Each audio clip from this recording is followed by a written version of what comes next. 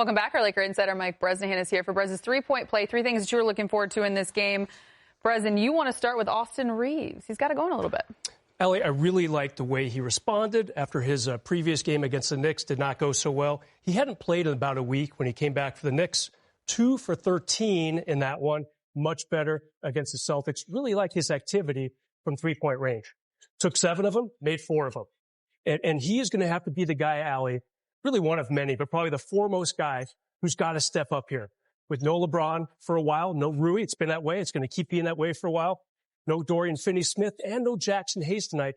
Allie, that's 51 points that we'll be watching on the Lakers bench. And you see Reeves. I liked his, again, his more recent game against the Celtics. Just much more active, much more confident. Anytime you miss, as you can attest from your college days, anytime you miss a few games, maybe takes a game or two to get your rhythm back. And wow, even Austin said it the other day. He said, look, without LeBron and the others, someone's got to step up. We can't replace a guy like LeBron. It's got to be a team effort. We're going to try to make it happen. See if they can do that tonight, because the Nets, they want Cooper Flagg. They're struggling. Yeah, they're not exactly a championship contender. I think we had a little preview of this last offseason when they kind of let Bridges walk. And, you know, or they dealt him, whatever it was, whatever the transaction was, he was out. And then in season, they traded Schroeder for a player who's already declared out for the whole year. And they gave the Lakers Dorian Finney-Smith for, of course, our old friend D'Angelo Russell. So this team is not good, Allie. They're bottom 10 in defense, bottom 5 in offense. Really the 5th worst record right now in the league. So that's good news for them if they're thinking the lottery and the draft, which it sure seems like they've been thinking. And the odds are starting to get more and more in their favor with every game that they lose. And there's the updated odds right there. It's looking okay for them. Going for Flagg. I love the headline by producer Drew, sagging for Flagg. And that's basically what a lot of teams are doing. Cooper Flagg, the very talented player from Duke. Sorry, James. He's obviously going to be the top overall pick. So, yeah, the Nets are well on their way to having a good pick. And also they have 3 other first-rounders all in the 20s from other teams and other trades. So they have 4 first-rounders at this point. Our guy Ben is not going to be happy with this segment at all. The Lakers better be favored. Yeah, they are. Okay. I mean, it's coming down a little bit. It's obvious that the Lakers have a lot of guys out. Right now, the spread is Lakers favored by 5.5. You always take that when you're on the road. They've been doing a pretty good job, A, winning games, and B, covering the spread lately. Put Luka's over-under for points in there, 30.5. He's definitely got to do some scoring. And we have to put D'Lo in there, too, 14.5 points. That is actually the highest over-under for the Nets today. Again, not a very good defense. Not a very good offense. So if Luka gets his 30 or over, Austin Reeves gets, let's get him close to 32. Then the Lakers should have a pretty good chance of beating this not-so-hot team. Otherwise, Allie, the Lakers are hanging out at 4th in the odds to win the title this year, which has been a meteoric rise for them just really over the last month or so. It's been fun to watch them not just rise in the standings, but in Vegas, too. People are betting them. People are excited about them. They've been hanging on to that 4th spot for a while. Pretty obvious which teams are ahead of them, OKC, Cleveland, and Boston. And if only LeBron didn't get hurt the other day, maybe they could have capped that comeback against the Celtics. But we'll never know. Thanks to you. You got a bonus for us. We got a live studio audience. Yeah, we got 2 Todds and their sons, Dylan and Chance, hanging out with us today. So welcome, guys. Hopefully you're having a good time. And go Lakers, right? And Chance wants to be a sports broadcaster? Chance wants to be a sports broadcaster. You're sitting to a really good one right here. So Someone just said in my ear, don't do it. Yeah. He's lying. He's kidding. This place is awesome. It's wonderful. Good to have you guys here. Hi, guys. Well done. As always, Brett. Thank you. Straight ahead on Access, the Lakers are a bit shorthanded today against the Nets. Up next, we'll hear from the team on being next man up in the middle of a tough road trip. It's the 4th toughest strength of schedule in the association. Lakers are also without LeBron for a bit of a stretch. Here's Vando on life without Bron.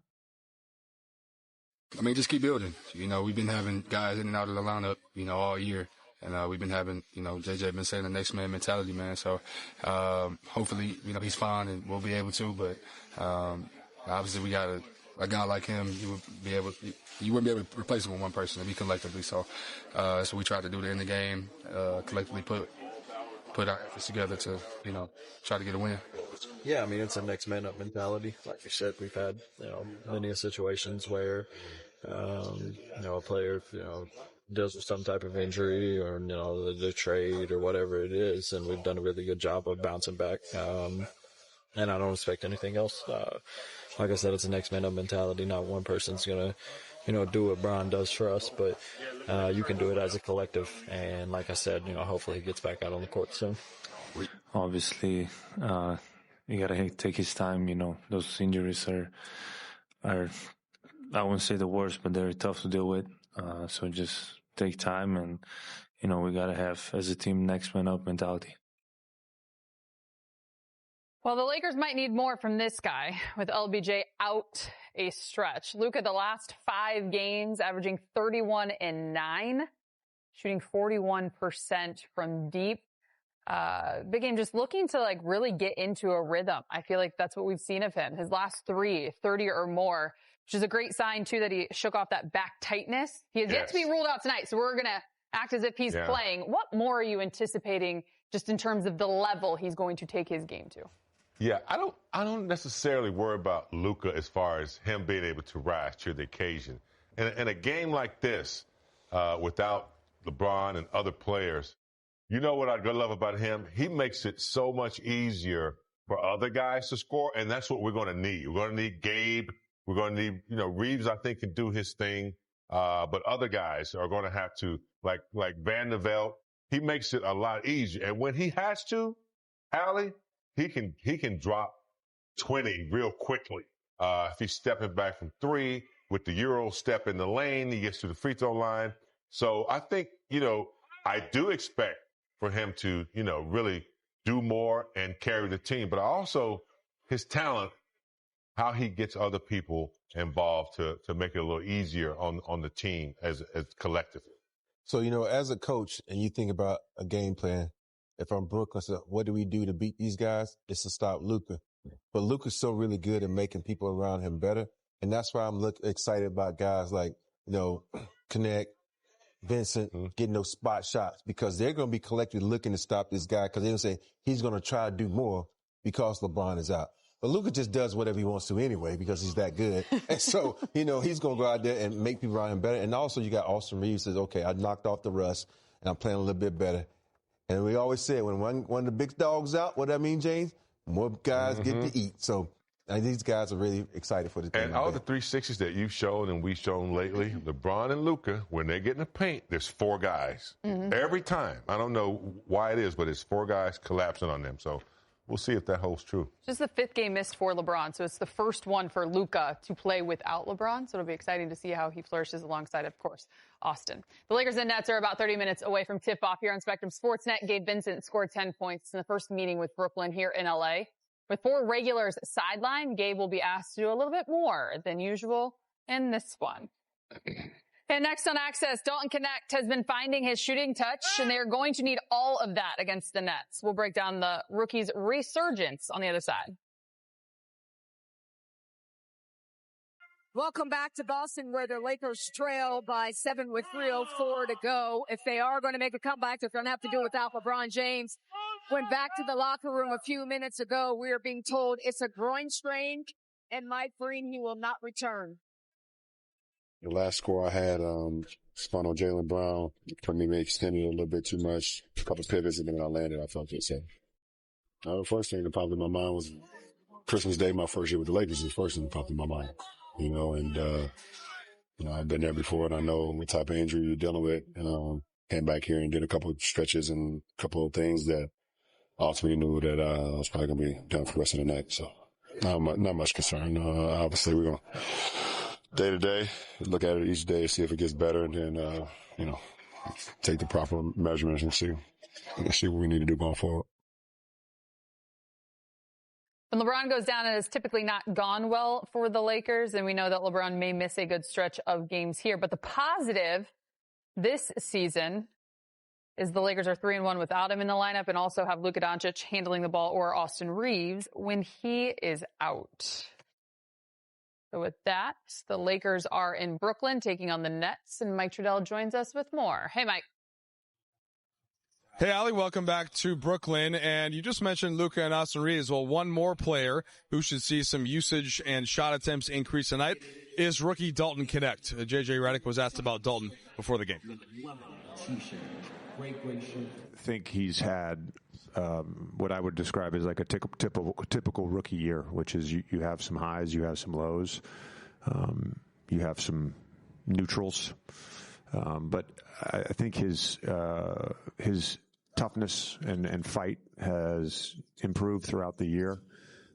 I think getting him back and sort of the emotional and mental processing of that has made him actually a better player and a stronger player. And he's going to have, he's going to have a long NBA career, and he's got a bright future with us, and we're going to need him tonight for sure. All right, guys, there's J.J. Redick. Now, Dalton Knecht will be starting tonight. Allie, pretty unique lineup, so it's going to be Doncic and Reeves, Knecht, Gabe Vincent, and Alex Len. A lineup that we may not see again, but we'll see how they perform tonight. Certainly some offensive firepower. They're just considering, especially the backcourt with Reeves and Knecht alongside Luka. And then Gabe Vincent, you would think that one of them will be staggered with the bench unit as well to try and raise that up once you get the other guys on the bench coming in. So interesting one tonight coming from here in Brooklyn, Allie. Only you, Mike Trudell, could shock the studio the way you just did with that starting lineup. Thanks, my friend. Wow. All right. Well, before we get to the discussion, Dalton Knecht, he'll be a big part of the game plan against the Nets. He's been back to playing the type of ball that made the Lakers select him 17th overall in this year's draft. By the way, his 95 three-point field goals made this season is third amongst NBA rookies, and he's getting the start tonight. Big game. I do think just watching him over the last couple of games, you see the joy, you see the smile, maybe just that comfortability being back, obviously, after everything that went down with the trade.